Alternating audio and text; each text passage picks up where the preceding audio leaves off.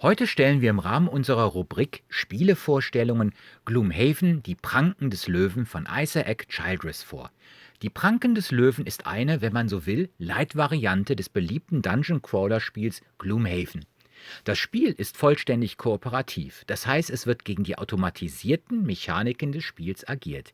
Die Spielrunde führt eine Gruppe von Abenteurern durch eine in einzelne Szenarien unterteilte Geschichte und kämpft sich dabei durch unterschiedliche Verliese. Jeder Mitspielende führt seinen eigenen Charakter. Um niemanden zu spoilern, gehen wir hier nicht auf die Inhalte ein. Gloomhaven ist zudem ein Legacy-Spiel, soll heißen, mit fortschreitendem Spiel werden Inhalte freigespielt und in diesem Fall durch das Anbringen von Aufklebern markiert. In Teilen wurde dieses Prinzip auch bei Die Pranken des Löwen übernommen. Herzstück der Geschichte ist das Szenariobuch, in dem die Bodenpläne und Sonderregeln für jedes Szenario dargestellt werden. Die Charaktere und Monster werden durch Figuren bzw. Pappaufsteller repräsentiert. Ihre Handlungen ergeben sich aus den jeweils gespielten Fertigkeitskarten. Eine Figur, egal ob Monster oder Charakter, die keine Lebenspunkte mehr hat, scheidet aus dem Szenario aus. Das passiert auch Charakteren, die keine Karten mehr spielen können. Zu jedem Charakter gehört neben der Figur ein Bogen, auf dem der Charakterfortschritt nachgehalten wird, eine Übersicht, auf der die Handkartenzahl und die Lebenspunkte stehen, ein Rad zum Nachhalten der Lebens- und Erfahrungspunkte, eine Spielübersichtskarte und ein Stapel Fertigkeitskarten, mit denen der Charakter gespielt wird. Jeder Charakter hat zudem einen Kampfmodifikator-Kartenstapel, der im Laufe der Geschichte individuell verändert wird. Erspielte Erfahrungspunkte verbessern den Charakter und mit erbeuteten Münzen kann Ausrüstung erstanden werden. Jeder Charakter definiert sich in erster Linie durch die Aktionen, die auf seinen Fertigkeitskarten stehen. Diese geben ihm einen bestimmten Spielstil vor. Die Sprengmeisterin zum Beispiel ist in der Tendenz eine Fernkämpferin, die mit ihrem Angriff mehrere Ziele auf Distanz treffen kann. Werfen wir nun einen näheren Blick auf die Fertigkeitskarten. Prinzipiell hat jede Karte eine Stufe, die angibt, ab welcher Charakterstufe diese zur Verfügung steht. Die mit einem X versehenen Karten sind Alternativen für die Auswahl auf Stufe 1. Einem Stufe 1 Charakter stehen somit alle Stufe 1 und X-Karten zur Verfügung. Pro Stufenaufstieg kommt eine weitere Karte hinzu.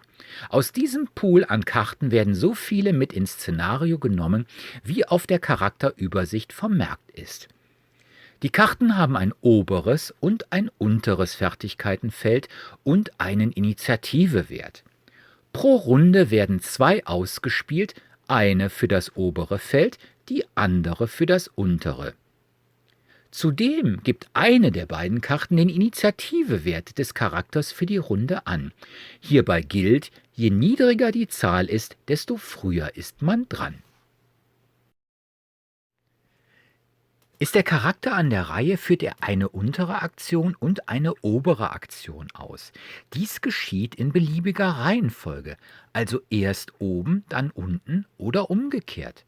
Statt der beschriebenen Aktionen können auch sogenannte Standardaktionen ausgeführt werden.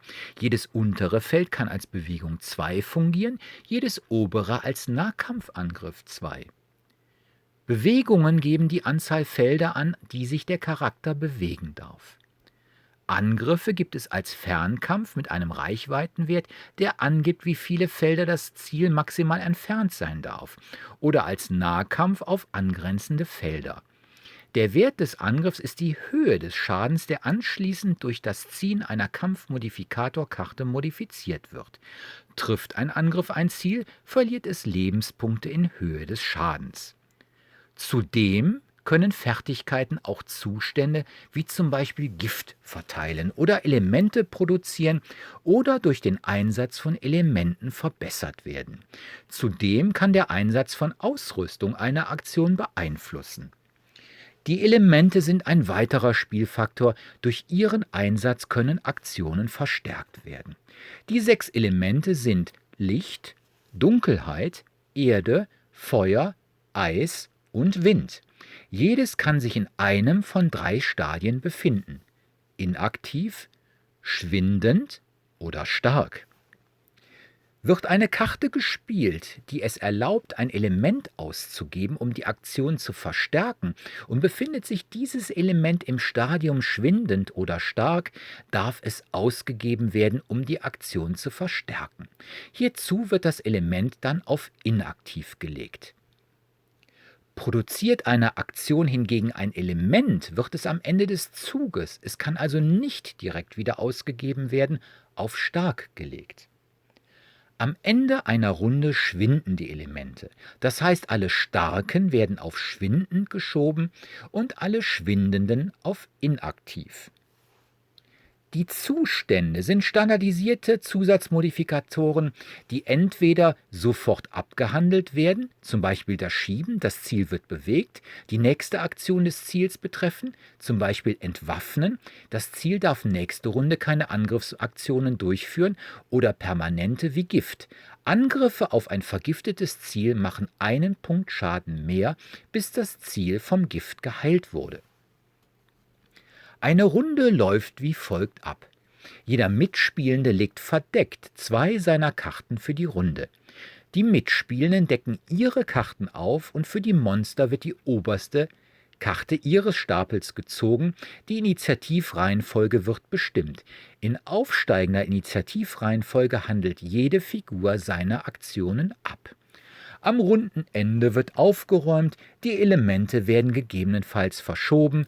Eine neue Runde beginnt. Monsteraktionen verlaufen etwas anders. Die Grundwerte eines Monstertyps ergibt sich aus der Szenariostufe. Hierzu wird die Monsterkarte auf der entsprechenden Stufe in den Schuber geschoben. Dabei gibt die linke Seite die Werte eines normalen Monsters an, die rechte die Werte eines Elite-Monsters. Normale Monster stehen auf weißen Sockeln, Elite auf gelben. Jeder Monstertyp hat einen eigenen Monster-Fertigkeitskartenstapel.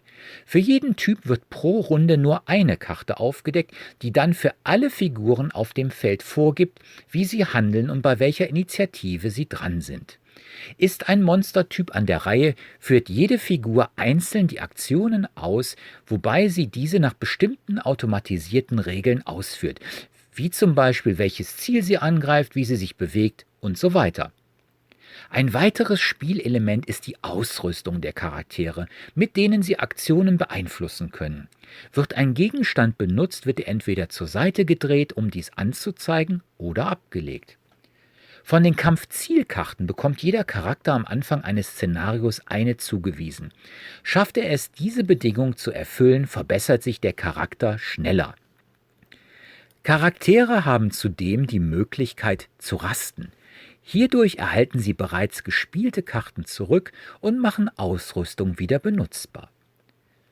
Ein Szenario gibt das Spielfeld vor, wo welche Monster aufgestellt werden, eventuelle Sonderregeln wie zum Beispiel die Siegbedingungen für das Szenario und natürlich das Wie und Warum die Charaktere dort sind und wie die Geschichte fortschreitet, wenn sie das Szenario gewonnen haben.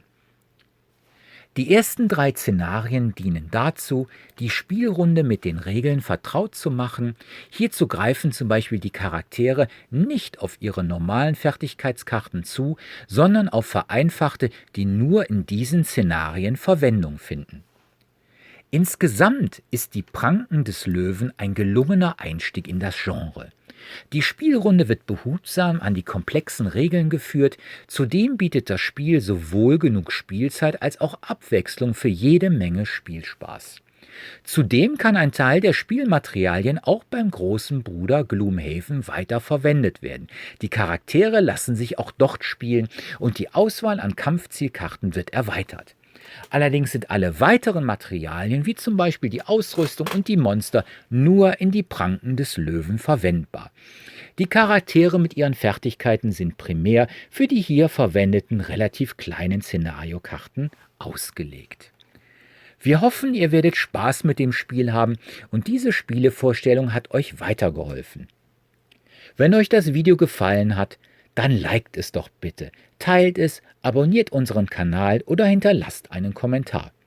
Danke für eure Aufmerksamkeit, bis zum nächsten Mal.